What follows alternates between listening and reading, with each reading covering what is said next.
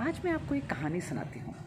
कहानी है नीर बहादुर गुरुंग की। नेपाल से आया हुआ ये सिंपल सा लड़का गुरखा रेजिमेंट में भर्ती हुआ। टाइम था कोई 1980s का। कई जगह पोस्टिंग रही और फिर एक बार अपनी रेजिमेंट के साथ वो पंजाब के एक जगह गुरदासपुर में पोस्टेड थे। उनके रेजिमेंट को टास्क मिला कि गाड़ियों का एक कॉन्वॉय कहते हैं जब एक साथ बहुत सारी गाड़ियाँ, कई बार 25, 30, 40, 100 गाड़ियाँ भी होती हैं, ये गाड़ियाँ एक जगह से दूसरी जगह फौजी सामान लेकर जाती हैं, इसे कहते हैं कॉन्वॉय। तो ऐसे ही एक कॉन्वॉय के साथ नीर बहादुर गुरुंग आगे नॉर्दर्न सेक्टर में गए। जिस गाड़ी में वो बैठे थे उसमें एम्यूनिशन था, बड़े बड़े बक्सों में कई तरीके का एम्यूनिशन भरा हुआ था।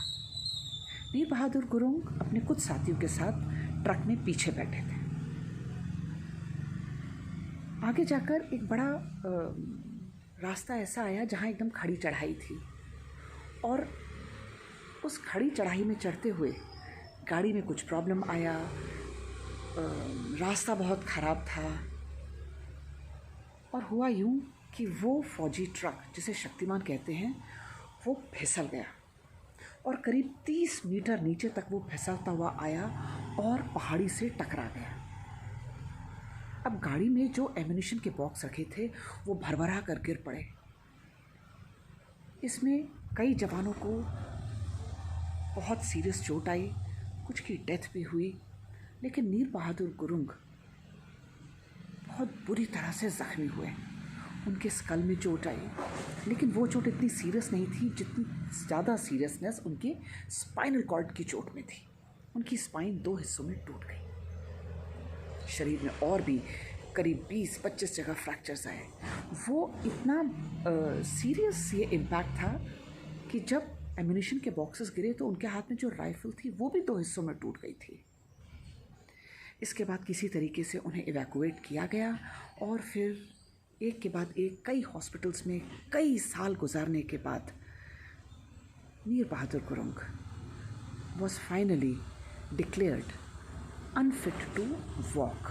वो एक पैराप्लेजिक हो गए, यानी कमर से नीचे की उनकी शरीर में कोई हरकत नहीं थी, कोई सेंसेशन नहीं थी। नीर बहादुर को लगा कि इससे अच्छा मैं उस दिन मर ही जाता, and he started going into depression.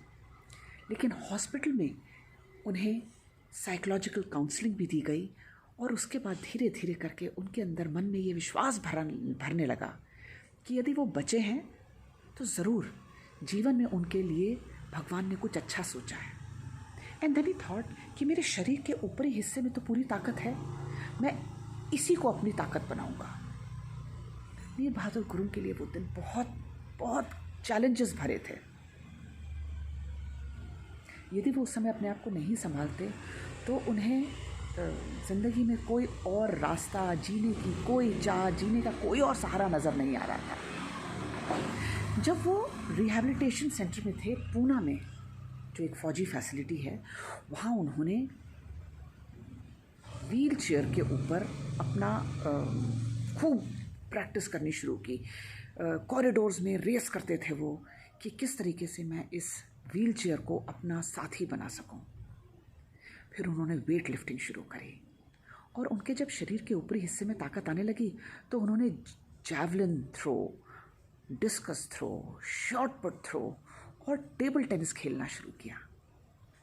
आप उस इंसान का जीवन देखिए जिसके शरीर में एक समय ऐसा लगा मानो कुछ नहीं बचा। वो एक के बाद एक नेशनल चैम्पियनशिप्स में हिस्सा लेने लगे and he became a national hero. नीर बहादुर गुरुंग ने कई नेशनल चैम्पियनशिप्स जीती। He also finally won Asiads in the discus throw. आजकल हम पैरालंपिक्स की खबरें सुन रहे हैं। आपको पता है मरियप्पन थेंगावेलु, जिन्होंने सिल्वर मेडल जीता हाई जंप में, उनका एक पैर ही नहीं है। और यदि आपने हाई जंप का इवेंट देखा होगा तो उसमें एथलीट एक तरफ से दौड़ते हुए आते हैं और फिर वो शरीर को उल्टा करके उस रॉड के ऊपर से जंप करते हैं। तो आप सोचिए वो एथलीट जिसका एक पैर नहीं है वो कैसे रन अप लेकर आते होंगे और फिर अपने शरीर को इतना बाउंस देना कि वो रॉड को क्रॉस कर जाए। It is amazing, it is amazing. Jhajharia जिनका एक हाथ नहीं है, बचपन में इलेक्ट्रोक्यूशन से उनका एक हाथ खराब हो गया, डॉक्टर को वो हाथ काटना पड़ा, लेकिन उन्होंने हिम्मत ही नहीं हारी और देखिए मेडल लेकर आए हैं जैवलिन थ्रो में।